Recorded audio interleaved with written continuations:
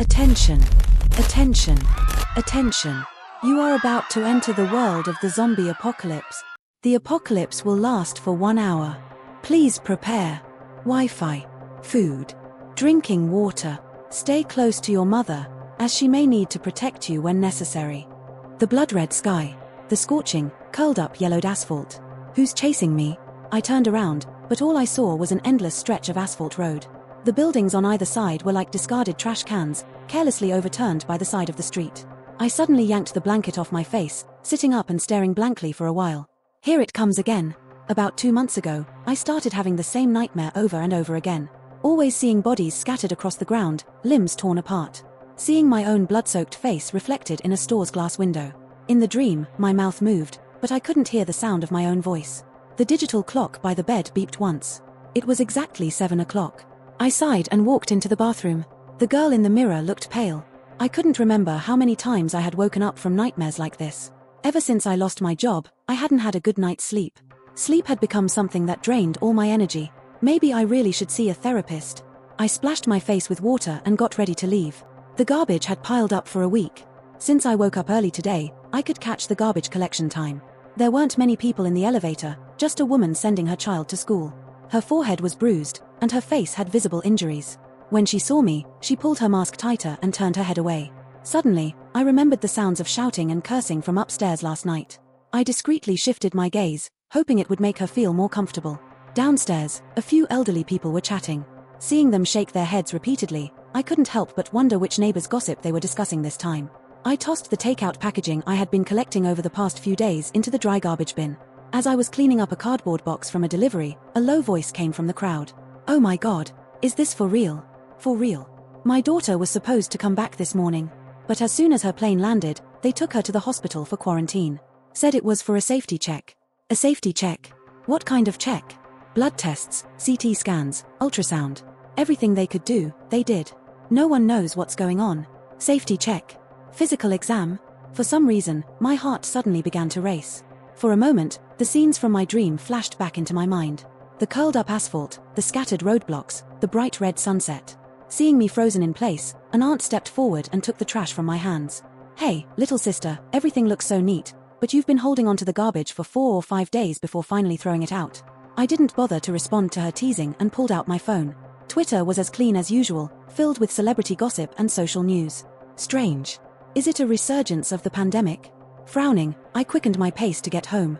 The shopping festival had just passed, and I had just restocked the daily necessities at home. Sitting in front of my computer, I was browsing product pages. A few years ago, a pandemic swept across the world.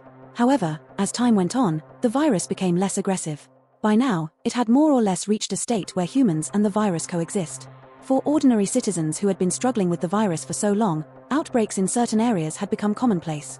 I pulled up my order history and casually selected some snacks, instant noodles, and ham. Beep beep beep, Amazon's customer service quickly popped up a message. "Good morning, we're sorry, but all deliveries to and through City A are suspended at the moment." I was taken aback. Just as I was about to ask more, the customer service agent pasted notices from various courier companies. It clearly stated that, starting from November 16th, yesterday, delivery services to City A had been suspended. What's going on? Are they locking down the city? A sense of unease crept over me. Even if the pandemic is resurging, the situation always develops step by step. There was no related information, and I hadn't heard any reports about an unknown virus. How could they possibly seal off an entire city? November 17th, 12:37 p.m. I began to feel a heavier sense of worry about the future. The government wasn't acting like it was implementing regular epidemic prevention measures, so I had to start preparing as soon as possible. I filtered for local stores and began to carefully select items. Self-heating rice, bagged instant noodles, and compressed biscuits. The self-heating food options were more diverse than I had imagined, and they even seemed quite tasty. 2 servings per pack, 12 packs per box. I ended up stocking up on 10 boxes. I noted that all orders should be cash on delivery, then dug out my mask from the drawer and got ready to leave. The nearest supermarket was about 1 kilometer from my home. I planned to pick up some fresh vegetables. The weather had already turned cooler in November. From a distance, I saw that a water station was packed, with cars lined up in a long queue. The employees were busy loading water bottles into the waiting cars. "What's going on?" someone asked the shopkeeper, who was standing aside. "Area Q has a water shutdown, and we're relying on bottled water for now. The water station over there doesn't have enough supply." "A water shutdown?" I didn't hear about it. The shopkeeper shrugged. Not only water, I heard they're also going to shut off the power in a few days. A friend of mine works in the solar power business, and lately, his orders have been through the roof. My heart sank. This was not good news.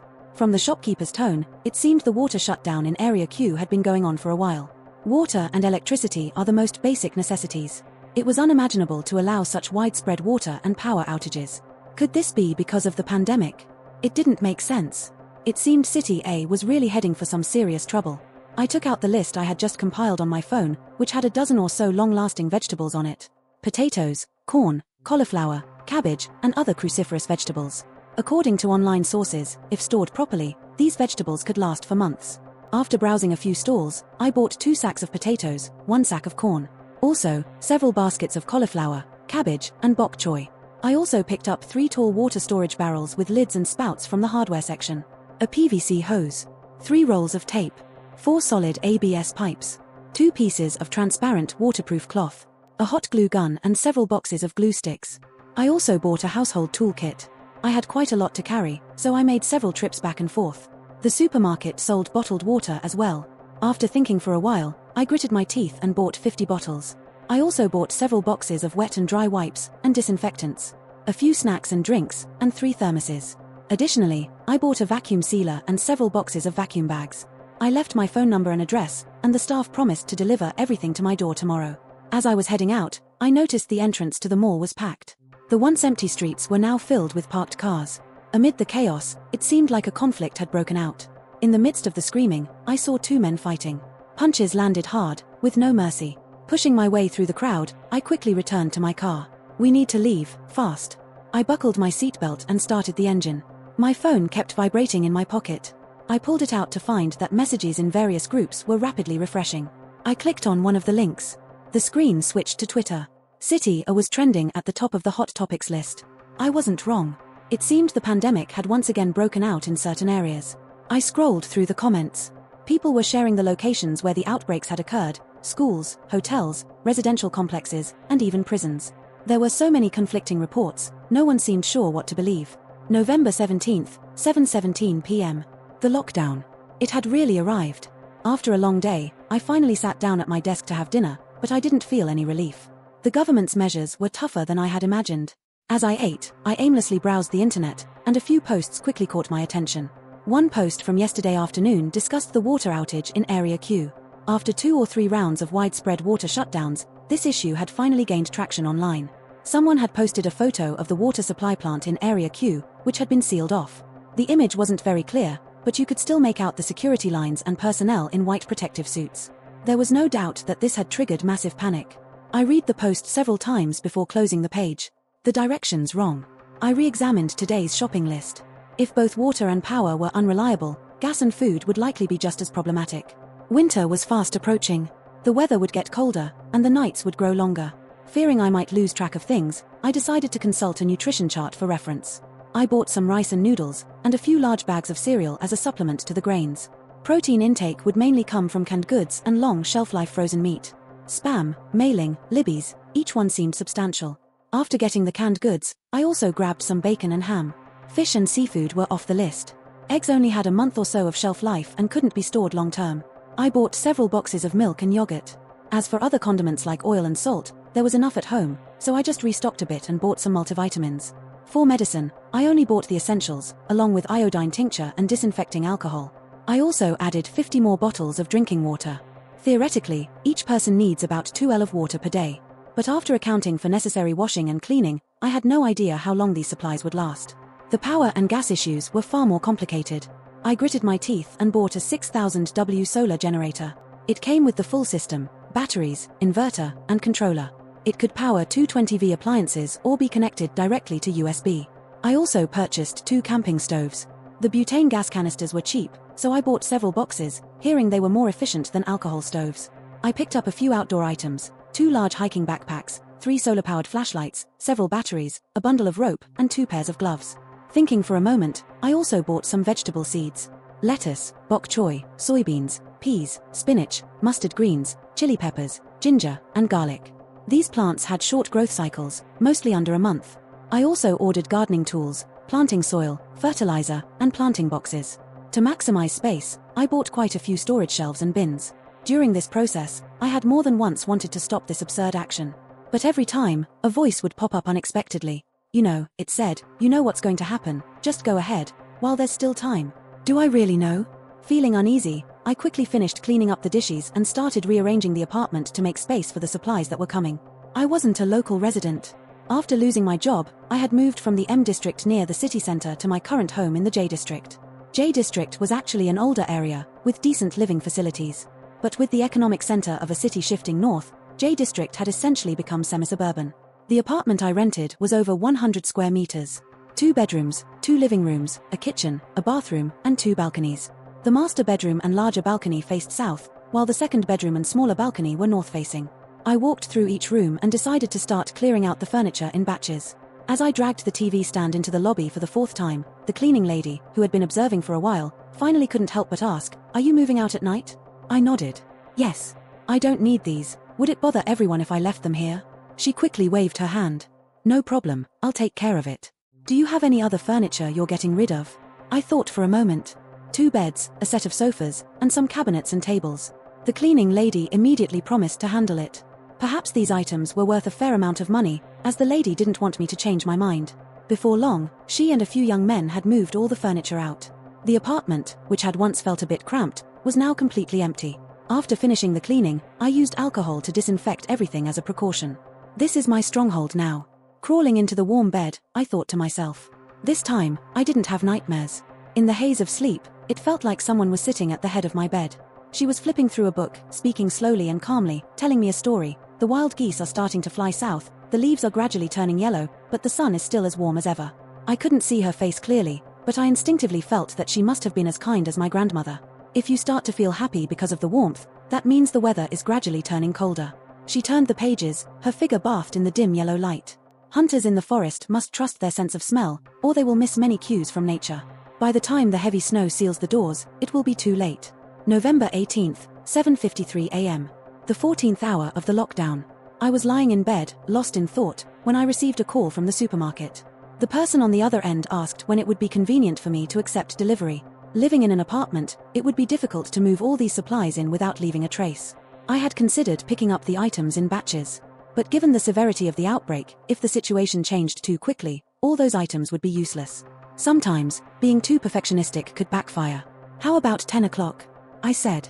At this hour, many people were still at work or school, so I could avoid a lot of people. I opened the logistics tracking page, and most of the orders were already on their way. The only order that hadn't been picked up was the bottled water I had purchased the night before. The whole day passed with a steady stream of packages arriving at my door. After disinfecting each one with alcohol, I brought them inside. The 50 bottles of mineral water from the supermarket were all placed in the second bedroom. I arranged them in 2 rows, 10 bottles per row, 3 high. Next to the water barrels, I placed 2 rows of 2-meter-long shelves. The living room and master bedroom were also set up similarly, with a row of shelves against each wall. The second bedroom faced north, so the temperature was relatively low. This room was specifically for storing food that didn't have as long a shelf life. Canned goods, instant noodles, and dehydrated food went into the master bedroom and living room. By the time I had organized all the supplies into storage boxes, it was already 5 p.m. The solar panels were smaller than I had expected, just over a meter long and about half a meter wide, and I had received 8 panels. Along with 4 batteries, each with 250Ah capacity, they could store about 12 kilowatt-hours of electricity. I tried setting them up, but on the balcony's retractable clothes rack, only 5 panels could fit side by side. If the weather was good, they could generate about 7 kilowatt-hours of electricity per day. I fiddled with the connections and arranged everything. As for the remaining 3 panels, I planned to figure out how to install them later. The next day, the community implemented strict lockdown measures. I had almost completed my preparations, storing the necessary survival supplies just as the lockdown clock ticked down. I felt more nervous than relieved. From the relatively mild measures a few days ago to the full lockdown in under 72 hours, the situation had escalated rapidly. The city had requisitioned all drinking water as strategic anti-epidemic supplies. My online orders were cancelled. The water shortage had not been resolved, and it was only a matter of time before J District would be affected. I took out the water storage barrels and cleaned them thoroughly. Each barrel was about 1.5 meters tall. After filling them with water, I placed 2 on the south balcony and the rest on the north balcony. I double-checked the controller. So far, the solar panels had generated less than 2 kilowatt-hours of electricity. There was no sun today, and the lack of sunlight had clearly impacted the power generation. A city's autumn and winter were mostly cloudy, with few sunny days and even fewer rainy ones. Water and power were likely to be my biggest challenges at the moment. Last night, I had called my parents. I reminded them to stock up on food, stay home, and avoid interacting with relatives for the time being. Although Y City was far away, it was better to be cautious. With that thought, I decided to process the produce from the balcony and kitchen as quickly as possible. 2 sacks of potatoes, weighing about 100 kilograms. I washed, peeled, soaked them in lightly salted water, and vacuum-packed them. The TV in the living room was on. Almost every channel was broadcasting updates on a city's outbreak. The harsh measures hadn't been as effective as expected, and several new outbreaks had emerged in the city. This time, someone had managed to capture a few shots in one of the affected residential areas. The footage quickly spread online. In the video, 2 workers in protective suits were standing at the entrance of a community checkpoint.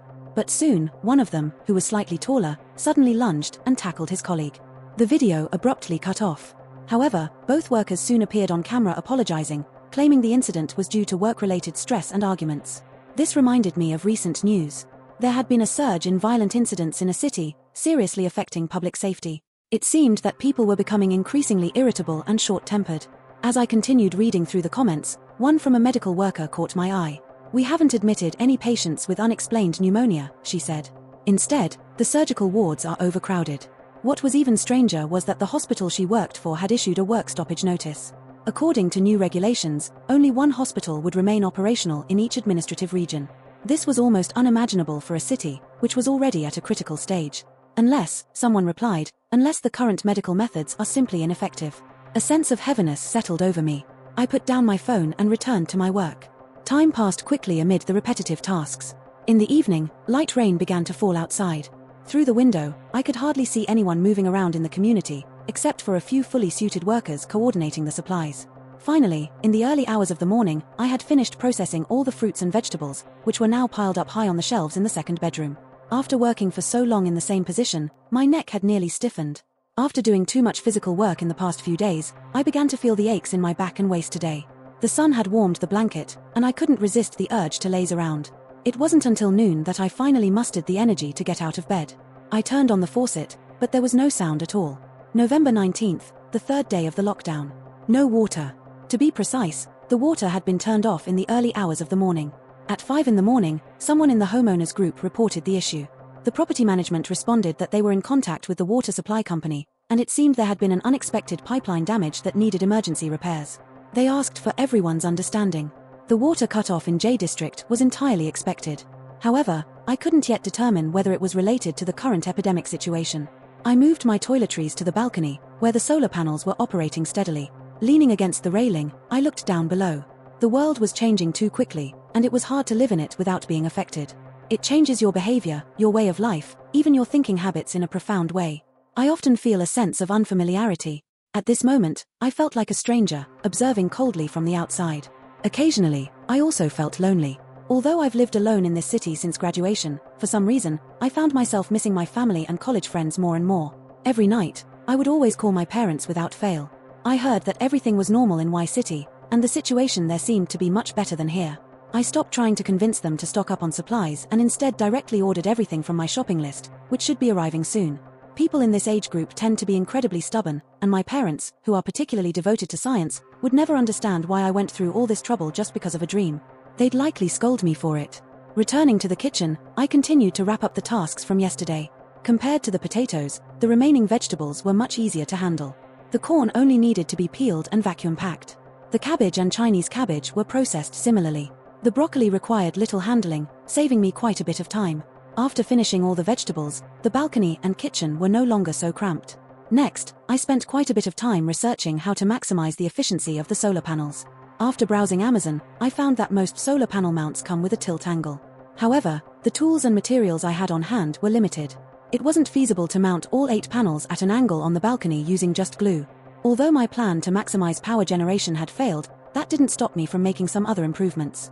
I reinforced the areas where the solar panels met the drying rods with hot glue and used waterproof tape to protect the exposed wires. Just then, the doorbell rang. Looking at the time, it should be the volunteer in charge of delivery. "Thank you, just leave it at the door," I said as I walked over. But the ringing didn't stop. Peering through the peephole, I saw the light flickering on and off. As I wondered what was happening, a face, distorted from the zoom, suddenly appeared in front of me. The eye directly facing me was completely covered in a shadow. The pupil was so tiny it was almost invisible, like a fly buzzing around in its socket. He was looking inside. Instinctively, I stepped back. I recognized him. It was Mr. Wilson, the security guard downstairs. How could he have ended up looking like this? Was he still Mr. Wilson? But little did I know, yesterday was just our first encounter. November 20th, 2025. Today is the 4th day of the lockdown. It's back again. Ding dong, ding dong, ding dong. Once it confirmed that there was someone inside, it became more patient, more persistent. I retreated into the living room, scanning the area.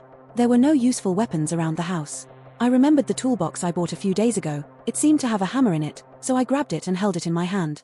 I didn't know what had happened to Mr. Wilson. I didn't understand why someone in that state was still involved in delivering supplies. You have to be more careful, more alert. That voice emerged again from the depths of my mind. You know, they've already shown up. What's going on? Why am I having these thoughts? I shook my head to calm myself down.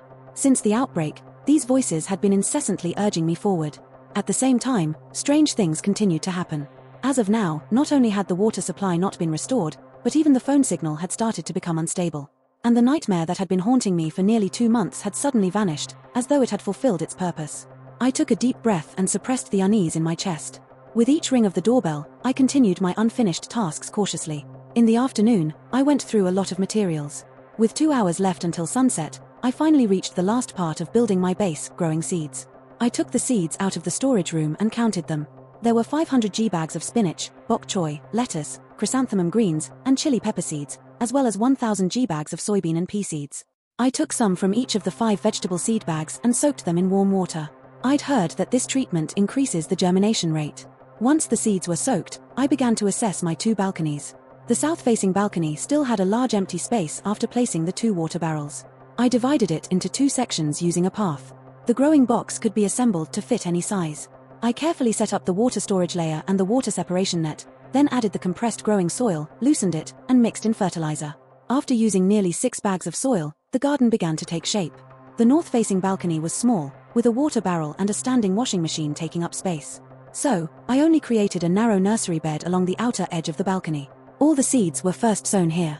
Once the seedlings matured and grew true leaves, I would transplant them into the vegetable beds on the south balcony. As for the rainwater collection system, I had bought materials for 2 setups, 1 for each balcony. But to be honest, I wasn't very confident. I could only try my best. The setup of both balconies took longer than I had imagined, but it gave me a lot of confidence. This house was starting to feel more like a survival base. It wasn't cozy, it wasn't pretty, but it was full of life. There was a kind of cruel beauty to it. When I returned inside, the doorbell had stopped. Peering through the peephole, old Yang was already gone, leaving only a bag of supplies, abandoned at the door. I didn't plan to open the door to take it. I knew very well that what I could do now was stay silent and keep observing.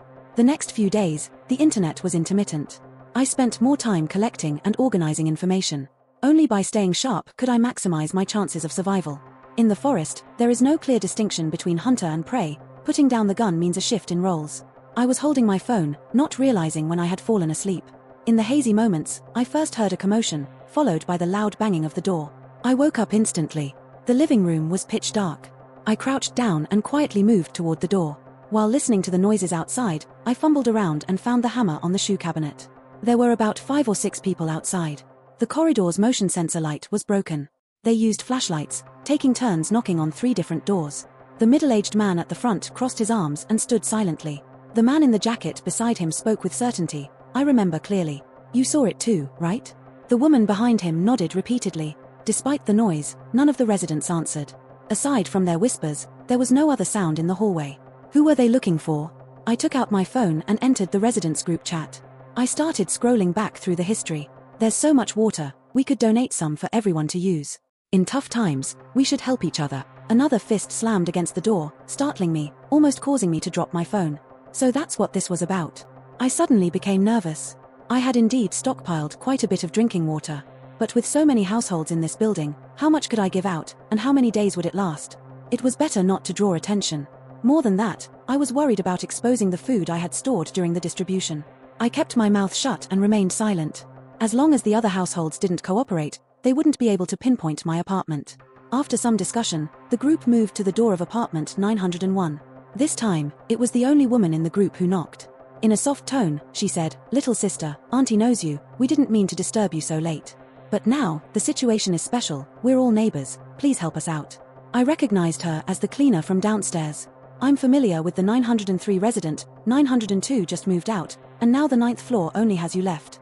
We all live in the same building, there will be many times we need to help each other." She tried to say more, but the door of 901 opened. My heart felt like it was suddenly squeezed. Since the hallway was crowded with these people, I couldn't see what was happening, only hearing a woman's voice. Despite the large number of people, her tone was surprisingly calm. "Listen, could you please check the time before knocking on doors? And I don't even understand what you're saying. If you don't leave, I'll call the police." It was then that they realized. "Auntie was just talking to you. You can't be so selfish. Didn't we deliver your vegetables before? Everyone should contribute to the community. Didn't your teacher teach you that?" One man stepped forward as if to strike her, but others quickly stopped him. "All right, I'm going to bed now," she said, ignoring their chattering. "Good night, everyone." Before they could react, the door was slammed shut again. The man, furious, tried to bang the door, but the others seemed more rational, physically dragging him away. The hallway became quiet again. Back in bed, I stared at the ceiling, my mind racing with thoughts. I tossed and turned until dawn. After a sleepless night, I made a decision. On November 22nd, at 6:23 a.m., the 6th day of the lockdown, I knocked on the door of apartment 901. But the next moment, I regretted it. I was crazy. What was I doing? I actually went and knocked on a stranger's door. Just as I hesitated, wanting to leave, the door opened. What met my eyes was a clear, bright face. She looked a little pale, as though she hadn't slept well the previous night, and seemed a bit weary. But when she saw me, her expression brightened. "Hello." I stood there, frozen, unsure of what to say. "It's not really a good time to talk here. How about let's go to your place." Before I could finish, she stepped out the door, pulling me back into apartment 902. Since the sofa and coffee table had already been cleared out, I guided her to sit at the dining table and poured her a glass of water. "I'm really sorry for the trouble I caused last night." After a long pause, I carefully asked, "I want to know, why? Why did you help me?" She had seen it all. On the day of the water delivery, the workers had come back and forth several times. She happened to be waiting for the elevator in the hallway. I had moved here over 3 months ago, and we'd barely crossed paths. We weren't even acquaintances. I didn't understand why, in a situation like last night, she had done what she did. She took the coffee I handed her and took a big gulp. "Well," she paused, trying to figure out how to explain. "Actually, it's not just the water. I saw a lot of your packages. Although there were some rumors about the pandemic before, I didn't really pay attention to them. So, in a way, you were the one who alerted me." "Exactly," she blinked. "So, think of it as me repaying you." Huh? Was she saying that she had stocked up too? Of course, she didn't hide it. "Since you know what's going on, I really hope to be your partner. But don't misunderstand. What happened yesterday was just a small favor." I lowered my head and took a sip of water. I had thought she might report me, or maybe demand something in return. Either of those scenarios, I wouldn't have compromised. But what I didn't expect was for her to do nothing, to hand the decision-making power back to me. She was smart. She chose the softest way to show her good intentions, but at the same time, she was unexpectedly candid. So candid that I couldn't come up with an excuse to reject her. For some reason, there was a warmth about her that made it hard to refuse. After a long while, I sighed. "I might disappoint you. Actually, I don't know anything." I knew I couldn't explain it all, so I changed the subject. "A friend of mine told me that something bad might happen soon. Not just bad, it might get worse." She didn't press me further on my words but took what I said and continued. "Last night, I couldn't even make a call anymore. So you called the police. It was just to scare them off." The room fell silent. Had the signal towers collapsed too? The world seemed to be slowly falling apart, sliding irreversibly toward an abyss. I had thought I was ready to face everything on my own. But in that moment, when someone extended a hand to me, I instinctively wanted to grasp it. I had to admit, people are far more fragile than we think. The communications were still down, and the hallway was far from safe. The neighbors were watchful, and Mr. Johnson's strange behavior only added to the list of hidden dangers. After discussing it, she went back to pack some personal items and moved all her supplies to my place. I set up her bed in the living room and showed her around the house. Though I had mentally prepared for it, she couldn't help but be amazed when she saw the mountain of vegetables stacked in the second bedroom. I pointed to the notepad hanging on the wall. "There's one on each shelf in different areas." Before storing anything, I counted each item and recorded its expiration date to prevent spoilage and waste. "You can grab whatever you need to eat from the shelves and just update the data. This shelf has fuel canisters, so be careful not to have any open flames nearby." I led her through the living room. All the seeds are still growing on the north balcony, but the south balcony only has strawberries planted for now. The fridge has a lot of fresh fruit. It's best to eat it all within the next 2 weeks. I gave her a few more instructions. Not bad, you've got a lot of initiative, she said, leaning against the railing, sizing up my makeshift rainwater collector, which was quite the eyesore. Her praise made me feel a little embarrassed. Because, deep down, I knew it was the opposite of what she thought. I'm cautious and conservative, always doubting and wavering. I'm a contradiction. Even though the pandemic had been going on for a while and I had seen all sorts of leaks and disturbing news, I had watched videos of people attacking each other online.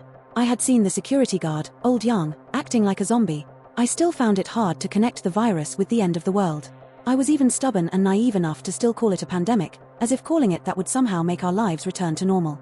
I couldn't make the drastic decisions. I couldn't take out huge loans and max out my credit cards. I couldn't give up my current house and move to a bigger, safer place. I even thought that if my judgment was wrong, I could just sell everything I could on second-hand platforms. My caution is a double-edged sword. What I've done so far is the limit of what I'm capable of. Sometimes, rationality leads you to a blind optimism and arrogance. But the first lesson the apocalypse taught me was to trust my instincts. I'm not decisive. I just force myself to stop overthinking and push myself into action to seem decisive. She noticed my somber expression and nudged me with her shoulder. Today is the first day of us being teammates. You're not thinking about backing out of the welcome dinner, are you? It was a childish challenge, but it worked perfectly on me. So, at lunch, I tossed 2 packs of tonkotsu ramen and a potato into the electric cooker. I also reluctantly opened a 400g tin of braised beef and a large bottle of orange juice. As we ate, I realized we hadn't even introduced ourselves yet. You can call me Ava. I used to be a biology teacher. Biology? So, this virus is right up your alley, isn't it? Anna said, slurping a forkful of noodles. Not at all. I just taught textbook knowledge. She nodded. I'm 2 years older than you and worked at a hospital nearby. Great, I perked up. So, you're a doctor. Does that mean I don't have to worry about getting sick anymore? Not exactly. She got modest all of a sudden. Are you a surgeon or an internist? Anna avoided my eager gaze and hesitated. I'm a vet. The day after Anna moved in, I was leaning against the bay window reading a book. The windowsill was covered with thick blankets, and after reading for a while, I started to doze off. In my daze, I heard a woman scream. The sound was very close. My sleepiness instantly vanished. I quickly walked into the living room, and Anna was standing on the balcony. Her face was pale, and she waved for me to come over. It was clearer outside. The sound was coming from upstairs, no more than 2 floors above.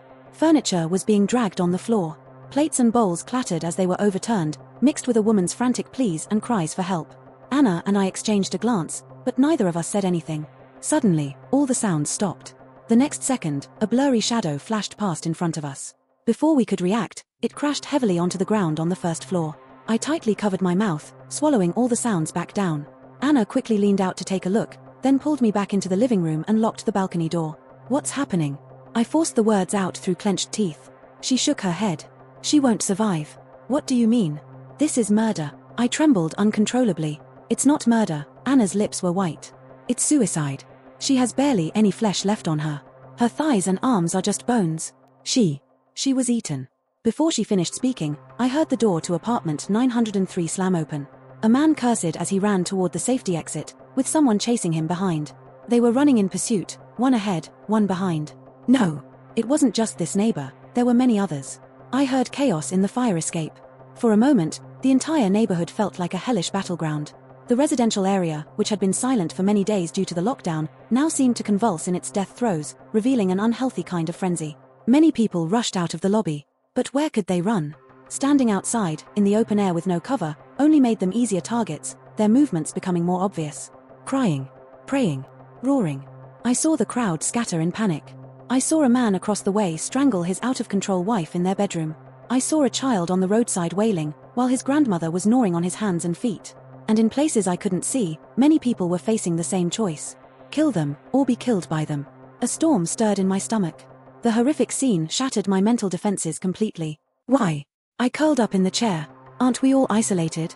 Why is everyone infected? They're not just infected, they're all starting to show symptoms at almost the same time. Anna frowned deeply. Could it be that they were infected at the same time? Apart from living in the same neighborhood, these people had almost no interactions with each other. How could they have all been infected at the same time? You mean the source of infection wasn't from the outside? It's from within the community? I licked my pale lips. But after the virus outbreak, everyone was ordered to stay home. Even if they live in the same neighborhood, there's no way for the virus to spread unless Unless it came from some common source, Anna sat down next to me. But I ate the same supplies the community distributed, and I used water normally before they cut it off. Why am I fine? I don't know. This time, it was my turn to respond. But this also meant that there were still some people in the neighborhood who hadn't been infected, just like us. We just didn't know how many there were. The massacre continued until dusk. The heavy smell of blood turned the setting sun and sky blood red, and groups of infected people were scattered throughout the neighborhood. Compared to the earlier madness, they were now completely still, like machines with the power turned off. In the book of Genesis from the Bible, God created everything in the first 6 days. And on the 7th day, when his work was complete, he rested. November 23rd, the 7th day of the lockdown. The virus fully erupted within the community. So cold. I was drowsily sleeping when I suddenly felt a chill. I couldn't help but curl my feet further under the blanket. But the cold wind kept blowing into the room, making the curtains rustle. Shivering, I crawled out of bed and closed the open window. I reached to turn on the lights. Click. No response. The moonlight was very bright, coldly shining on my face. November 24th, 1:30 a.m. The 8th day of the lockdown. Power outage. I sighed, got up, and installed an LED magnetic lamp by the bed, then pulled the blackout curtains tightly shut. From now on, we had to be cautious with electricity at night. I threw on a jacket and installed lights in the remaining rooms. In the living room, Anna seemed to be asleep. The sliding glass door to the balcony was tightly closed. I habitually checked the door lock and found nothing unusual. Eva. Someone suddenly called from behind me. I was startled. Aren't you asleep? Millimeter. She rubbed her nose, lifted a corner of the blanket. Why aren't you sleeping? Power's out. I crawled back under the covers. I couldn't contact my parents, and they must be really worried. It's just a matter of time, she nodded. But I noticed something strange. What? They're gone. Anna stared at the ceiling, as if lost in thought. They've all disappeared. I don't know where they went. I knew she was talking about the infected downstairs. Though they looked like zombies, they weren't afraid of the sun. On the contrary, it seemed they lived by the pattern of rising with the sun and resting at sunset. Where could they have gone? Anna buried her face in the blanket, speaking muffledly. Do you think they'll come back? Come back? You mean, go home? I thought of the owner of apartment 903. Since the virus outbreak, the door of 903 had been wide open. Of course, this is just a guess. I think they're still in the neighborhood. We could test it. She seemed thoughtful. For example, we could try closing the lobby door. No, it's too dangerous. Her idea startled me, and I thought of the possibility that there could really be a zombie lying next door. I lowered my voice. What if you run into one of them in the hallway? True, she conceded. I'll think of something else. She could have just stayed safe, yet she kept thinking of ways to fight back. We lay there, each with our own thoughts, not knowing when we fell asleep. The zombie virus outbreak lasted for 2 or 3 days. During this time, more and more people tried to escape their homes but were quickly swallowed by a larger tide of the infected. In this brutal, meat grinder-like slaughter, the survivors were faced with even harsher challenges. We reallocated the electricity quota for appliances. In the future, power usage would mainly be focused on the refrigerator, rice cooker, kettle, and lighting. The induction stove's power was much higher than I thought, 2100 W. I decisively put it away and rummaged through the cabinets for the single-serve electric cooker I bought in college. Although its capacity was only 0.8 L, it was enough to cook small meals. After that, time seemed to pass quickly. Or perhaps it was because I had a companion now, the days didn't feel as unbearable as before. After the virus outbreak, old Yang disappeared. The supply trucks never came again. The whole world seemed to fall silent. It felt like everyone had left the city overnight, and only Anna and I were left behind, forgotten here. From home, there was no way to directly see the street outside. The neighborhood was eerily quiet. Most of the time, the zombies hardly moved. Unless a survivor couldn't bear the hunger and chose to take a risk, it would provoke the zombies into chasing them. There was a brief moment when water and electricity were restored. I didn't dare to store water directly. Instead, I boiled it first and then filled the balcony water bucket. On normal days, Anna and I could only use warm water to wipe our bodies. But with the water restored, we finally took a nice, hot shower. Anna brought out scissors, and we took turns cutting each other's long hair. During the days without water, our hair had become the biggest burden. Now, we decided to shave our heads completely, no need to worry about it, just a quick wipe while washing our faces would do. I touched my own head, then touched Anna's. It felt a little prickly. Your skills are just okay, I said. You didn't say that when you begged me to help earlier, she teased, looking at herself in the mirror, turning her head from side to side. After over half a month of living together, this woman had become more and more indifferent to me. After that, there was no more news of the water or electricity. December 15th, the 29th day of the lockdown. Just as everything seemed to be gradually falling into place, I started running a fever. Wrapped in the blanket, I shivered all night long, and by noon the next day, I still couldn't get up. Anna noticed my pale face and reached out to check my forehead. Why are you so hot? Why didn't you tell me you were sick? She grumbled as she went through the medicine cabinet looking for something. Are you a vet? Would you treat me like a dog if I told you? I mumbled sleepily, starting to babble. You're a vet, but you don't even have any cats or dogs at home. Anna, you're such a cold-blooded woman. She ignored my ramblings, took a towel, and placed it on my forehead. She rushed around, seemingly busy with something. My little cabbage is almost ripe. When I'm gone, remember to harvest it. I closed my eyes, my mind beginning to fog. If you keep saying such unlucky things, I'll pull out all your cursed cabbages, she yelled from the kitchen. I don't know how long it passed, but eventually, she woke me up. Anna made porridge. You should be feeling better after drinking this, she said as she handed me the bowl, her voice filled with concern. What do you mean? I asked, confused. I quickly corrected myself. I meant, you'll be up and running after drinking it. You better be, she huffed, warning me. I took a few sips, then stopped. Anna, I had a dream again last night. I wasn't someone with insider knowledge or connections. I was just an ordinary person who happened to stumble into strange situations. She listened quietly as I described the dream. When I finished, she said, actually, the brain collects and processes far more information than we realize. A large portion of it gets stored in the subconscious and later presents itself in dreams. Intuition is really your subconscious helping you make decisions. As it turns out, it's right more often than not. I knew it, she sighed in relief. You don't have any decent friends, do you? I assumed she was mocking herself. I gulped down a few more spoonfuls of porridge and grabbed some pickled olives. It was so good, I felt like I was being reborn. After taking the medicine, I started feeling drowsy again. Anna sat beside me, holding her notebook, scribbling something. In my dazed state, I felt like I was back in the time before the apocalypse. At this point, children would be playing and laughing in the square. Occasionally, a car would pass over a speed bump in the neighborhood, making a clunk sound. The fever made my head feel heavy and light at the same time. So when the doorbell rang, I didn't think much of it. It wasn't until I saw the shock in Anna's eyes that I realized how serious the situation was. Who was it? We tiptoed to the door. There was a young man standing outside.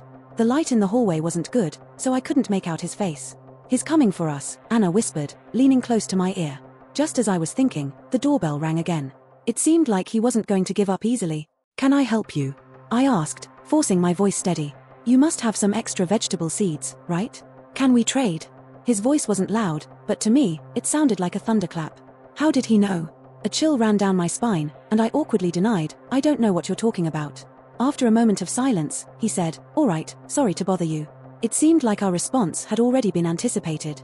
There was a rustling sound at the door. I leaned closer and saw him putting his backpack back on. Wait. Anna suddenly spoke up, blocking my way. What do you plan to trade with us? I didn't understand what she was up to. Given our supplies, we didn't need to trade with anyone. Cookies, water, instant noodles, I've got some. I'll trade whatever you need, he said. How many people are with you? Anna asked. Just one, he replied. We can't trust you, Anna said bluntly. He went silent again. So you'll have to wait at the end of the hallway. I'll bring the seeds to you, she said, her voice firm. Are you crazy? You want to go out? I quickly grabbed her hand.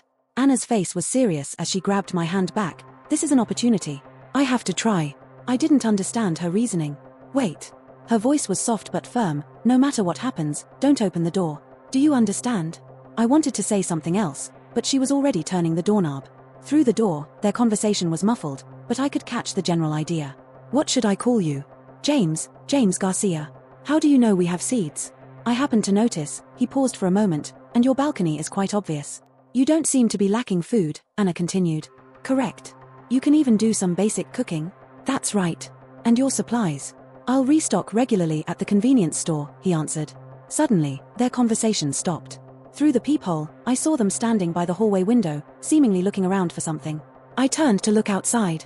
The sky was overcast, and light rain was falling. The raindrops were small and light. After a while, Anna knocked on the door. When I opened it, the young man was standing beside her. His face was plain, but his eyes were deep and endless. EVA, Anna said. It's raining, and James is going to stay with us tonight. After dinner, I prepared new bedding for James and moved Anna's bed from the living room into the bedroom. I also locked the doors to the master bedroom and the storage room. What happened today? What did you two talk about outside? I couldn't help but ask her. It's a long story, Anna thought for a moment. James has been outside the neighborhood, and he seems to know a lot about the zombies.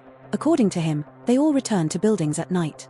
So, The zombies in the neighborhood will return to the residential buildings? This was very close to Anna's speculation. Yes, she nodded. But they won't go upstairs, they only stay in the lobby on the first floor. Why? He says that conserving energy is likely the underlying logic of zombie behavior. From this perspective, they should try to minimize unnecessary consumption. Anna explained. You see, apart from spotting survivors, they hardly move around. Of course, that doesn't mean the hallways are safe. Some people didn't even leave from the start, she added. Do they fear water? I recalled the scene I saw in the afternoon. In the rain, the zombies, which had been scattered around the neighborhood, actually spread out in all directions, and by sunset, they had disappeared into the buildings. I don't know about that. She shook her head lightly. By the way, how could you agree to let James stay here? This was the question that concerned me most. James doesn't seem like a dangerous person. And he's in the dark, while we're in the light. Anna frowned. If he really wanted to attack, there are plenty of ways. I'm taking a gamble.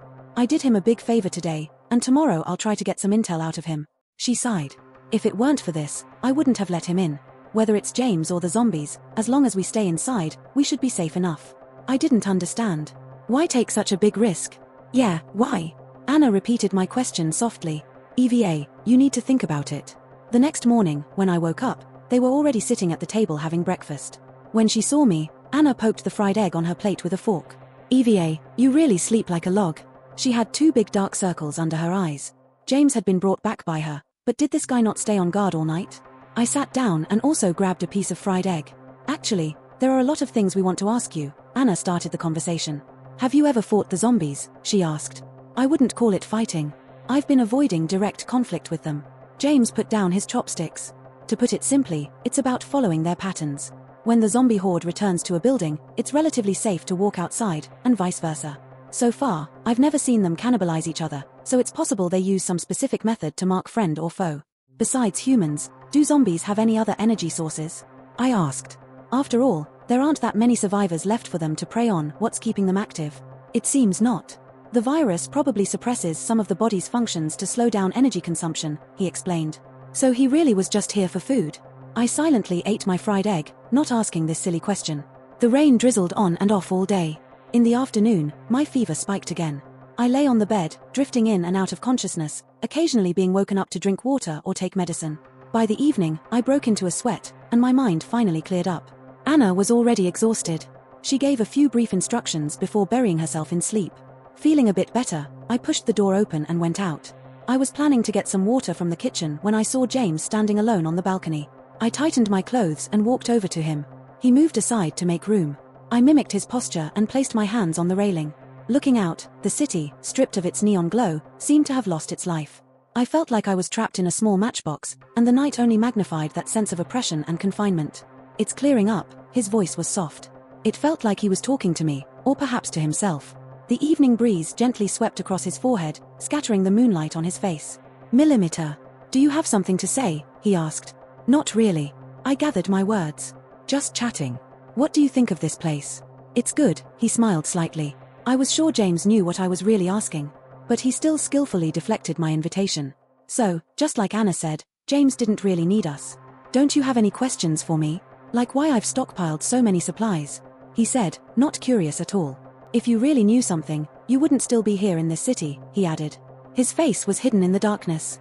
But, if you really must ask something, you can tell me what you think of me. What kind of person is James? Knocking on doors, trading supplies, sharing information, and even daring to stay the night in a stranger's home. He was too mysterious and too hard to read. Honestly, I couldn't figure out his intentions. You actually don't care what we think of you, I said after thinking for a moment. Just like we don't care what kind of person you are. He lowered his head, lost in thought. We don't need to understand each other, and anyway, we can't. Since we're not trying to become friends, we don't need to flip through each other like a book. No need to gaze into each other's faces or probe into each other's hearts. We don't care who you are, where you come from, or where you're going. In the end, we're just 2 people crossing paths in the dark, each heading to our own destination. What we share is just the courage and faith to move towards our goals. So, I'm not inviting you, I added. I'm just wondering, could we walk part of the way together? EVA, he said for the first time, calling my name. Why? Why? Why indeed? We've stockpiled all this survival gear just to avoid going out and making connections. There won't be any rescue. I heard my voice sound dry. December 16th, the 30th day of the lockdown, I finally faced this fact. I had never understood. The zombies didn't seem that strong. How could they have caused such a mess in Chunshan City? This is the age of modern weapons. How could the zombie horde withstand bullets and artillery? So why, after all this time, was the crisis still not over? No broadcasts. No reconnaissance planes. The power and water still haven't been restored. Nothing at all. This could only mean one thing: outside of City A, everything had fallen as well. After uncontrolled spread, the virus had turned into a global catastrophe. The outside world was already too overwhelmed to care, and Chunshan City, at the epicenter, might not see rescue for a long time. Roads and communications were completely cut off. I had no idea how my parents were doing. Should I go to City Y? Or wait for them to find me? Whichever path I took, it would be a long battle. So, most likely, we would have to go out for supplies, and we would most likely encounter both zombies and other surviving humans. For Anna and me, 2 girls, this future seemed too harsh. I believed that's why Anna was so obsessed with preparing for the days to come. Rather than saying we chose James, it was more accurate to say we had run out of options. "James, are you staying?" I asked, speaking each word carefully. Whoosh, someone pulled the curtain open. The sunlight immediately hit my face, making me squint involuntarily. "Wake up." Anna came over and pulled the blanket off me. "If you sleep any longer, you'll miss dinner." "I'm still sick." I clung to the blanket tightly. "Please, you've had a fever for ages." She suddenly remembered something. "Oh, right, what were you doing last night?" "I specifically told you to lock the bedroom door. How could you forget?" "Last night." "It's fine, Anna," I interrupted her nagging. "Last night, I already sold both of us to James." She stared at me with a look of disbelief. "What do you mean by that look? Get rid of the yellow nonsense in your head, it's not what you think." I shivered under her gaze. "But whatever kind of sale it is, are you sure it worked?" Anna pointed to the door. "He's packing up to leave." "What?" I immediately jumped out of bed. In the living room, James was leaning against the kitchen's glass door, seemingly waiting for me to question him. "I need to go back and get something." He spoke first. "If you're interested in going outside, you can come with me." This was an offer Anna couldn't refuse. I glanced at her, but surprisingly, she didn't immediately agree. This guy was actually holding his ground. I knew she was waiting for me to decide. Although I had spoken with great confidence last night when I painted a big picture for James, the truth was, I had neither the courage nor the faith to back it up. I had spent so little time interacting with James, I didn't know what kind of person he was, so I could only guess and try to come up with a reason he might accept to stay. But I didn't expect things to get real so quickly. The thought of actually going outside with him to face zombies made me hesitate again. I just hoped I had managed to fool James, not myself. "How do we cooperate with you?" I made up my mind and asked him. I had never planned on confronting zombies directly, or else we wouldn't have so little in terms of proper weapons at home. "Try to dress warmly, and make sure no skin is exposed." He gestured at our clothes. "Zombies can sense sound and have some limited vision. Don't get too close to them." James strapped his bag on and added, "No need to cooperate, just follow me." The distance between the 2 residential buildings wasn't far. Standing by the window, I could see quite a few zombies on the street below. I felt uneasy. "They're scattered around the neighborhood during the day, won't it be dangerous to walk through?" "The density in the neighborhood is low, so just be careful." "But if they're gathered on the first floor, you can't get past them," he replied. "We need to leave now." He glanced at the clock on the wall. There were still 4 hours before sunset. In addition to our clothes, Anna and I also put on masks and gloves. Before leaving, James opened the fire cabinet in the hallway, revealing a breaching axe. "I checked 903 last time, there were no zombies inside, this floor is safe for now." We nodded. Since Anna didn't have any weapons, the axe was given to her. Fully armed, we made our way down the fire escape. James led the way, half a floor ahead of us. I walked cautiously, holding onto the handrail. Each time we passed a floor, I shut the safety door between the fire stairwell and the corridor, just in case anything went wrong. "I thought you wouldn't want to go outside," Anna whispered, pinching my arm. I closed the fire door on the 8th floor, thought for a moment, and then added a few extra precautions, absent-mindedly replying, "Do I look like I want to go now?" "You've figured it out, yet you're still denying it," she said, clearly pleased. We reached the 1st floor. After the virus outbreak, this was the first time I had seen such a horrific scene up close. The door was half open, and a man was lying on the ground. From the neck down, he had been completely eaten, leaving only his head hanging to one side like a fish skeleton with the flesh scraped off. The cold winter temperature meant his head hadn't fully decomposed yet. As I looked at him, a maggot was emerging from the skin of his cheek. I felt a wave of nausea. "They ate him clean." James glanced at the body. "Otherwise, the rotten smell and the flies would make things even worse." "Let's go." We followed closely behind him. There weren't many zombies between the 2 buildings. We carefully avoided the remains of the victims on the ground and crawled through the bushes. Soon, we arrived at the opposite building 58. "It seems easier than I thought," I whispered in Anna's ear. She gave me an okay hand gesture. Upstairs, while James was inside packing his things, we took a good look around his home. Aside from the large floor-to-ceiling bookshelf directly opposite the entrance, there was almost no furniture in the place. Food and water were piled up on the living room floor. "What are you doing?" I asked her in a low voice as I watched Anna quietly rummage through things. She walked over to the balcony to take a peek, and just as she was about to say something to me, James came out of the bedroom. Anna suddenly straightened up but must have hit something, wincing in pain and holding her forehead. James walked over to the balcony and removed the binoculars from the tripod, then opened a nearby cabinet. "The stuff you're looking for is here." Inside was actually a diesel generator. Since I had recently looked into power equipment, I recognized it right away. Anna rubbed her head, not even embarrassed when she was caught. Such a good generator, it'd be a shame not to take it. James didn't refuse. He opened his backpack, and the generator, though not large, fit perfectly inside. In the corner, there were 3 barrels of motor oil. He picked up 1 barrel, and Anna and I each took the remaining 2. They were heavy. I looked at the label on the oil barrel, 4 liters. I wondered how efficient the generator was. Because of the weight, it took us quite a while to get downstairs. By the time we reached the first floor, the density of zombies outside had noticeably increased. "What time is it?" James asked me. 4:30, I checked my watch, and the sun was about to set. "Can you manage?" James handed me his barrel of oil. I nodded. Carrying 2 barrels of motor oil, I felt my steps become noticeably heavier. As we exited the lobby, James took a look around, then turned and whispered, "We can't go back the way we came. Let's take the other side." Before he could finish his sentence, Anna suddenly let out a cry. "Watch out." I never imagined that one day I would be so close to it. The zombie appeared around the corner without me noticing. By the time I realized, it was almost upon us. It had a waxy yellow face. No, it was closer to a brownish yellow color. Its eyes were completely covered by a white membrane, and the deep purple nose and lips had cracked like leather. Before I could react, James had already made a move. I saw him swing the fire axe. The axe blade struck the zombie, almost severing half its head. Red and white brain matter immediately splattered. My mind went blank, and I couldn't comprehend what was happening. Anna stood in front of me, but some of the splatter still hit my face. I reached up to touch it. It was blood. "Quick, let's go." She grabbed me by the arm. James was already swinging the axe again. We retreated back to the lobby, and I leaned against the wall, vomiting uncontrollably. Anna looked at me, worried. "I'm fine." I wiped my mouth with my sleeve, trying to appear normal. "Quick," James said as he walked over, unbuttoning his jacket with one hand, "take off all the clothes with blood on them." I had never seen him look so serious. I quickly removed my mask and gloves. I checked myself again, my clothes hadn't gotten any blood on them. He took the clothes, rolled them up, and threw them outside the door, signaling for us to retreat to the stairwell. The zombies outside seemed to have increased because of the smell of blood. Summoning up some courage, I peeked outside. Though the sun hadn't set yet, the zombies were already gathering around the building. A few had even reached the lobby doors. "What should we do? Should we go back to your place?" Anna began to back away. I heard the sound of shuffling footsteps coming through the lobby, growing closer. "James," I called quietly, unable to hold back. "Don't go upstairs." He finally made up his mind, pulling a flashlight from his bag. "We'll go through the underground parking garage." We immediately headed down the fire escape to the basement.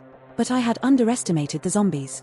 They appeared slow, but once they locked onto their prey, the horde surged forward with incredible speed. With all the weight, I stumbled, struggling to keep up. By the time James and Anna reached the fire exit on the basement level, I was still behind. "Forget the oil barrels. Drop them," Anna shouted urgently. Just as I reached the half-floor landing, her words hit me, and I immediately understood. The 2 oil barrels hit the ground with a thud, rolling down the stairs. I didn't dare look back and sprinted towards the exit with all my strength. Behind me, chaos erupted. The oil barrels had apparently been knocked over by zombies, and the sticky liquid spilled everywhere, almost causing me to slip. When I finally stumbled out, Anna quickly closed the fire door behind us. Bang, bang, bang. A few zombies slammed into the door. "Don't worry about them, just keep going." James checked my backpack. The quality was good, it hadn't been ripped apart. The sky had darkened, and the garage was unusually dim without lights. The flashlight swept over the area, revealing dusty car tops. Some car doors were wide open, the owners long gone. The silence in the basement was only broken by the sound of zombies banging on the door. "It's 5 o'clock, I reminded James, glancing at my watch. "The sun is about to set." I looked far away. The light at the entrance of the parking garage was gradually fading. It was getting dark. They would soon return to their nests. James remained silent, walking ahead. I wasn't familiar with the garage and had to stay close to him. The horde had entered the garage. The chaotic footsteps seemed to hammer against my sensitive nerves. After what felt like several circles, James finally stopped. With the light of the flashlight, I saw the underground entrance to my building. Once we got home, I disinfected all the backpacks and the remaining oil barrel thoroughly. Then I bundled up everyone's clothes from today and threw them into a trash bag. To avoid any zombie blood still on us, we decided that Anna would start with a shower. James was on the balcony, adjusting his equipment. I walked over to him. My apartment was a few floors lower than his, so even without a telescope, I could see everything clearly below. The building across from us was surrounded by the horde, completely cut off. The zombies seemed more frenzied with the smell of their own blood. As the sun gradually sank below the horizon, they showed no signs of dispersing. These zombies were unlike any I had imagined. They seemed to have lost their vocal cords, and even when they saw prey, they didn't hiss or roar. So when you could see them, it often meant you had already gotten too close. Good thing we got back before the sun set, I said, shivering at the thought of what we had just experienced. I didn't dare imagine what the garage would be like at night. I haven't had a chance to check the garage, but I'd say we've been lucky today. James handed me the binoculars. Take a look. I took them, and the face of a zombie immediately filled my view. Even though I had mentally prepared, my heart still skipped a beat. Wait. I adjusted the magnification. Some of the zombies were pouring out of Building 58. He nodded. The zombies inside the buildings were attracted out too. In other words, if we had chosen to return upstairs earlier, we'd probably be surrounded by now. The sensation of narrowly escaping death made my hairs stand on end.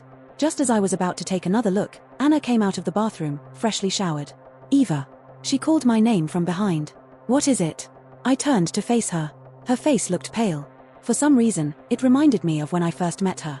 As I got closer, I noticed a small, thin cut above her eyebrow, barely noticeable unless you looked closely. It seems like some zombie blood got into it. Her face was beautiful but pale. Anna moved to apartment 901 to isolate herself. Before she left, she comforted me, saying, for someone who hates meat as much as I do, it's not so easy to turn into a zombie. Remember to take care of your unlucky cabbage. I'll want to eat it when I come back.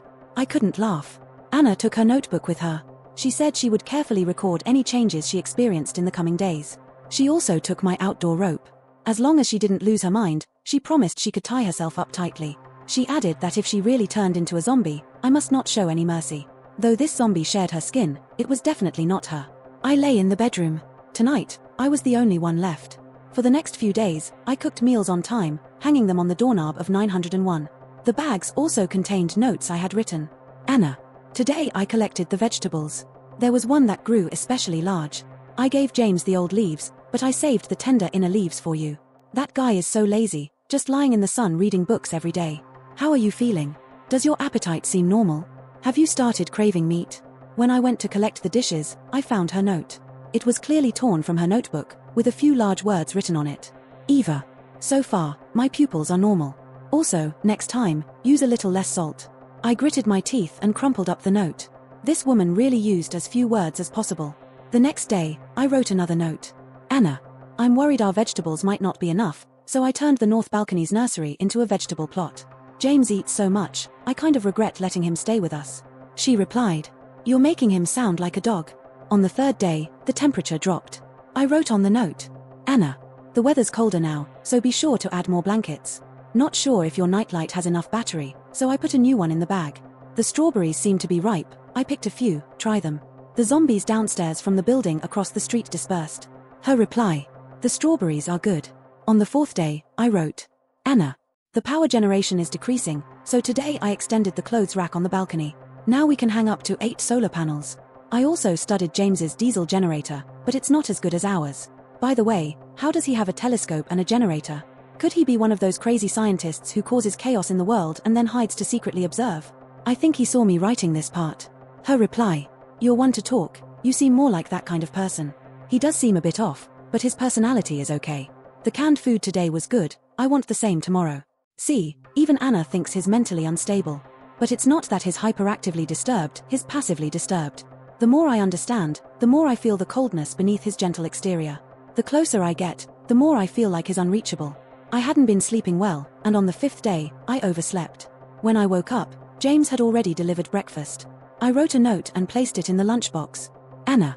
If you don't like breakfast, it's okay, it's because James made it. I've been having trouble sleeping and feeling sluggish during the day. Do you think he's been drugging me? Her reply. It's definitely not as good as what you make. On the 6th day, it got colder.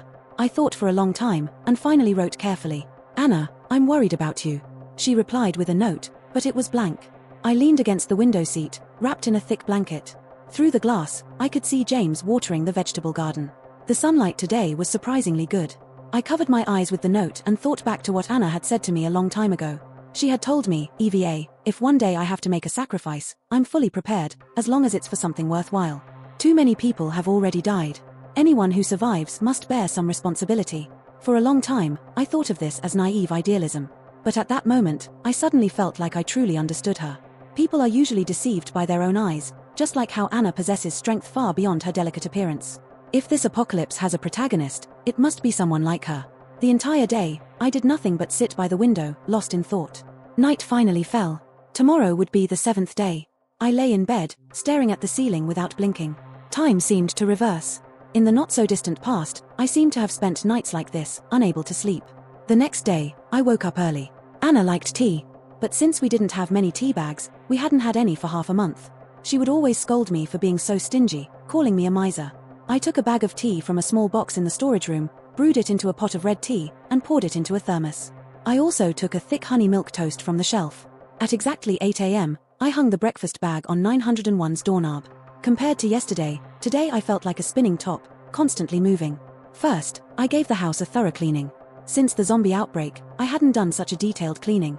Under my direction, James changed all the bed linens, and we hung all the bedding outside to bask in the sun. Around noon, I prepared lunch and had James deliver it. I then went to the storage room, grabbed some fertilizer, and went to tend to the plants on the balcony. The garden was big. I sat on a small stool, patiently loosening the soil and making sure the fertilizer was well mixed. James leaned against the railing. He didn't say a word, not even looking at me. He just stood there, from dawn to dusk. Finally, the sun set behind the tall buildings. I wiped the sweat from my forehead. I'll go cook dinner. Eva. James called me, but in the end, didn't say anything. I wiped away my tears, took the untouched lunchbox from the thermos bag. The food inside had already gone cold. I turned on the stove and began to cook. The north wind howled, and the doors and windows rattled uncontrollably. Standing on the balcony, even though I had put on an extra jacket, the biting cold of December still managed to creep in through the collar. James knocked on the balcony door, and I turned around. Through the glass, it wasn't easy to hear, but from his lip movements, I could tell he was saying, "Go take a look." The hallway was very dark. James used a flashlight to scan the area, confirming that there was no immediate threat before returning to the front door of 901. Knock knock. He raised his hand and knocked. No answer. He knocked twice more. Still, there was no response. James handed me the flashlight and gestured for me to step back. He inserted the spare key Anna had left into the lock. After a brief hesitation, he finally picked up the fire axe lying on the ground. Just then, the door suddenly opened. A sleepy head peeked out. "Why are you two here?" I froze for a moment, then immediately shoved James aside and yanked her out from behind the door. I circled around her several times, making sure she was unharmed. Suddenly, a surge of anger boiled up in me, and I grabbed Anna by the collar and dragged her back home. Hey, you were so sweet when you wrote to me, weren't you? Stop giving me that grin." I glared at her. "Where did you go today? Why didn't you eat the food I brought you?" She scratched her messy hair and gave a silly grin. "I was just worried that I'd turn into a zombie when I opened the door. Look at the time." I pointed at the clock on the wall. It had been exactly 4 hours past the isolation time we had agreed on. I was just so hungry. I thought maybe I'd feel better if I fell asleep. She immediately switched to a pitiful expression. "EVA, I'm going to starve to death." I gritted my teeth as I went to make her food, nearly breaking the spoon in my hand. While I was clattering around in the kitchen, James came back. He was holding all the quarantine supplies I had prepared for Anna, along with a big pile of thick blankets. I had been so upset earlier that I had completely forgotten about him. Anna rubbed her chin and muttered under her breath, "When did this guy get so conscientious?" I shoved the chopsticks into her hand. "Hurry up and eat." James sat down too, and the two of us watched Anna scarf down the food on the table. When she had almost finished eating, James handed her a stack of paper. "This fell out when I was tidying up. You can take a look and see if you need it." I focused my gaze. Wait, wasn't this the note I had written to Anna? At the top, it clearly said, "James eats so much, I kind of regret letting him stay." Anna seemed to be a bit slow on the uptake. She wiped her mouth and took a while to figure out what the note said. What's this?" She immediately played dumb. "I've never seen this before. I don't know what it is. Definitely not something I wrote." "I see," James said, putting the note back into his pocket. "Well, I'll keep it for now." Sure. Do as you like." Sensing the awkward atmosphere, James quickly made an excuse to slip away. I'll go wash the dishes on the balcony." The dining table was left with just the two of us. I suddenly felt like I was sitting on pins and needles, a sharp pain in my chest, and a lump in my throat. I couldn't help but curse Anna under my breath for being so spineless. I wondered if James had seen the note. He shouldn't be the type of person to snoop through others' letters, right? But why was he smiling so happily just now? No, this guy definitely read it. He's doing it on purpose. As I struggled with these thoughts, Anna suddenly screamed, "EVA, come quick." She ran inside and dragged me outside. Look, the wind had stopped at some point, and everything outside was eerily quiet. I looked up, and snowflakes were falling from the sky. It was snowing in Chuncheon City. I stretched out my hand, and a soft snowflake landed in my palm. December 24th, 2025. Day 38 of the lockdown. How wonderful. Tonight is Christmas. The next day, as soon as I woke up, I immediately opened the curtains. Although the scene I had imagined, with everything blanketed in silver, didn't quite materialize, the snowflakes that had reached the ground were sparse, and the sunlight had already melted most of them into water stains, leaving only a thin layer on the parked cars. This was still enough to make me happy. It rarely snows in City A.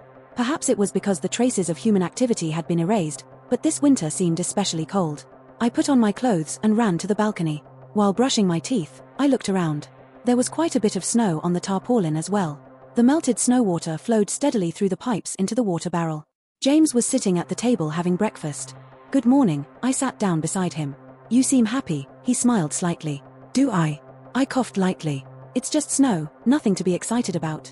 "Millimeter," he sipped his coffee and nodded. "Just happened to wake up early and happened to stay on the balcony for half an hour. When did this guy become so talkative?" At that moment, Anna came out of the bedroom in her slippers. I quickly changed the topic, calling after her back, "Do you want milk or cereal for breakfast?" "Just like you," she mumbled as she brushed her teeth. James's usual breakfast was a cup of coffee and a few slices of toast. Anna and I would drink some milk or have cereal, and occasionally we'd swipe some of his bread. Sometimes we'd have a quick bowl of instant porridge for a change of taste. Drinking tea was out of the question. I'd never drink tea in my life.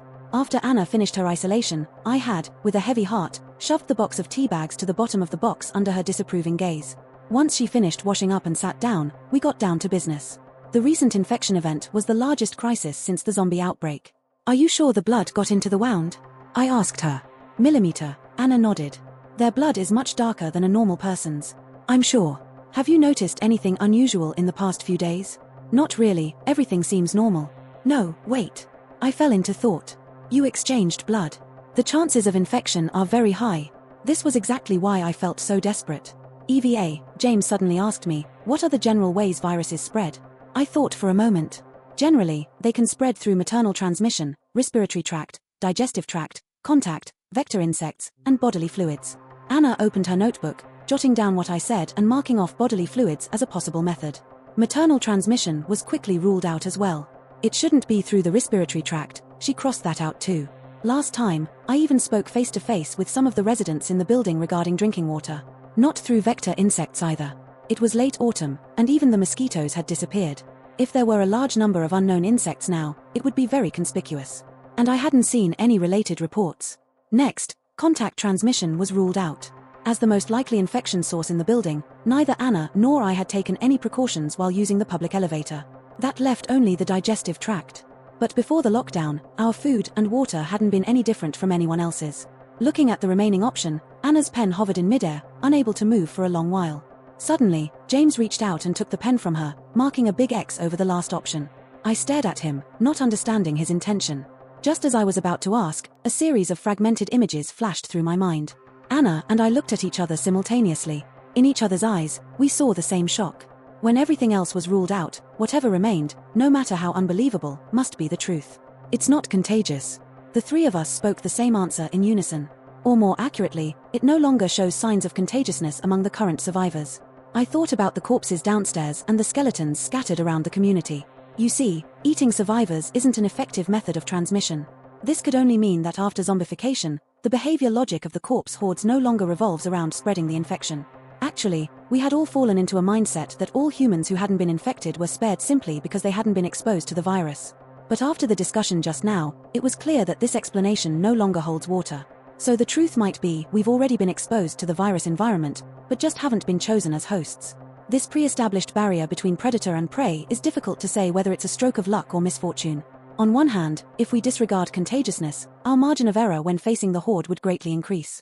On the other hand, this also means that the disappeared living, they weren't infected at all. They were just eaten alive. So, eating is for survival? Anna tapped her fingers lightly on the table. If they don't get energy for a long time, they'll still die. Looking at it this way, zombies and humans are very similar.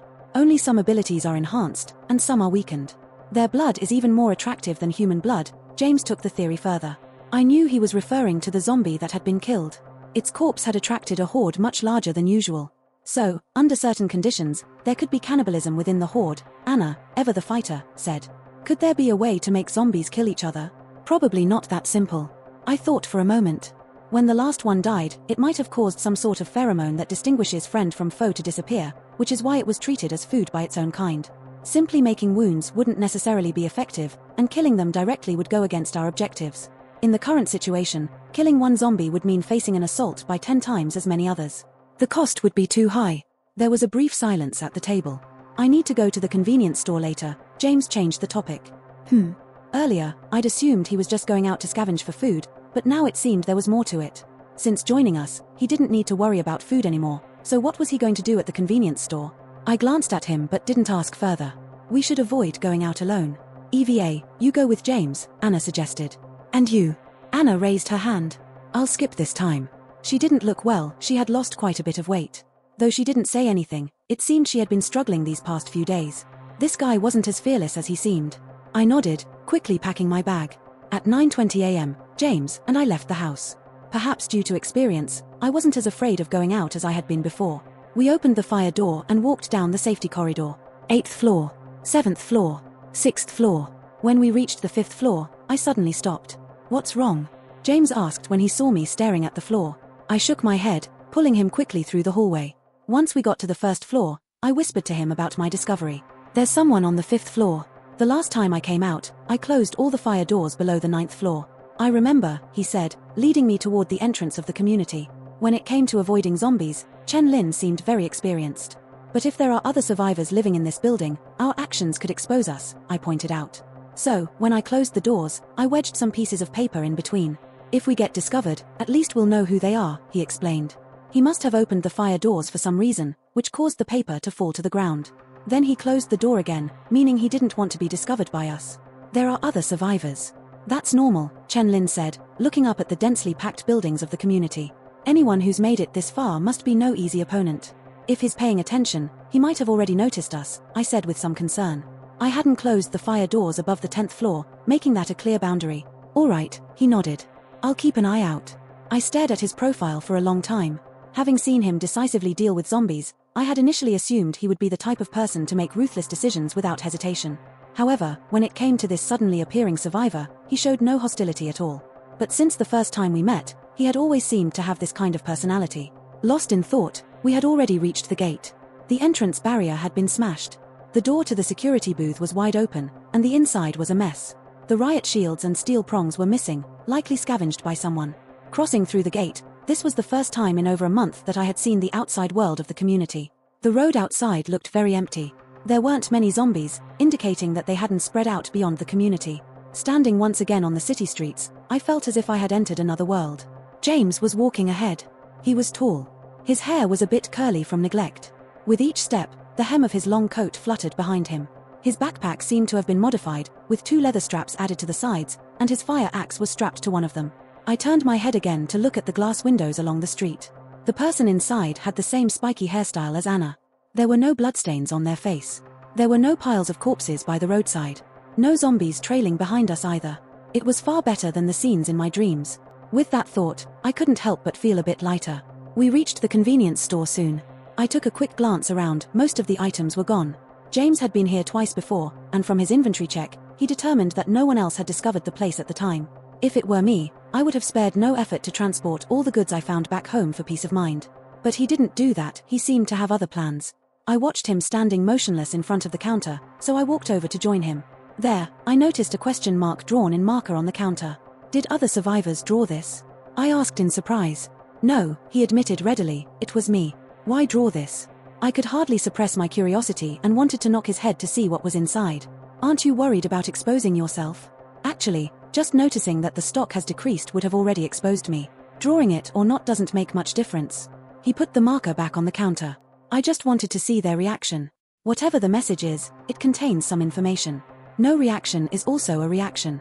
At this moment, the question mark was sitting there, lonely on the counter, and the store had been emptied. Clearly, the other party had ignored the goodwill James was trying to convey. So, he came to the convenience store just to confirm this. Suddenly, I realized that when he knocked on my door that day, maybe it was to observe our reaction as well. But what significance did that reaction have? It should have been taken by the same group of people, he said after thinking for a moment. If someone chose to leave behind some food, they would likely have responded to me. So, it's unlikely that multiple different groups of survivors divided the food without leaving any sign.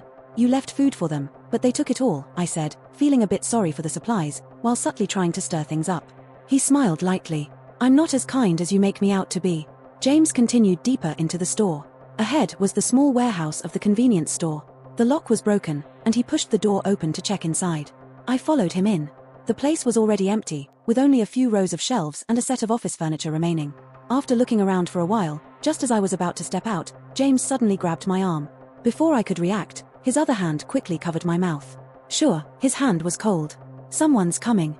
James gently closed the partially open door, and the warehouse was immediately shrouded in darkness. The newcomer was rummaging through the last bits of food by the counter. The counter was only a few steps away from the warehouse, and I could clearly hear the rustling sound of plastic bags. In the darkness, we slowly made our way toward the back of the door. We held our breath, listening for any movement outside, while also being careful not to knock over any tables or chairs. After a while, the crisp sound of a zipper echoed. The person had finished scavenging. He seemed very familiar with the place, not returning to check the warehouse. His footsteps circled around the counter and soon disappeared through the front door of the convenience store. Once we confirmed he had left, James opened the warehouse door. From his back, it looked like a middle-aged man. We kept a safe distance, following him. He walked quickly, and in the blink of an eye, he entered the community, seemingly unaware that he was being followed. Eventually, he jogged into Building 51. James and I exchanged a glance. That was the building where I lived. Was he from the 5th floor, or a survivor from another floor? I felt a pang of regret. If I had known, I should have put the paper back to confirm things. We waited a little longer before following him. Entering the lobby, I immediately noticed the closed fire exit. The door had been open when we had come down. A sense of unease immediately surged within me. James tried to push it open, but the door didn't budge. Looking through the crack, I saw that the two handles of the double fire doors had been tightly bound together with wire. He knows we're onto him. I felt a throbbing at my temples. When did he realize? Could have been on the way here, could have been in the store. James's expression was grim. Or maybe from the start. You mean, he followed us to the convenience store? I froze. The sudden role reversal of hunter and prey caught me completely off guard. It's possible. Once he realized we knew he was there, he might have pretended to be just another survivor looking for supplies.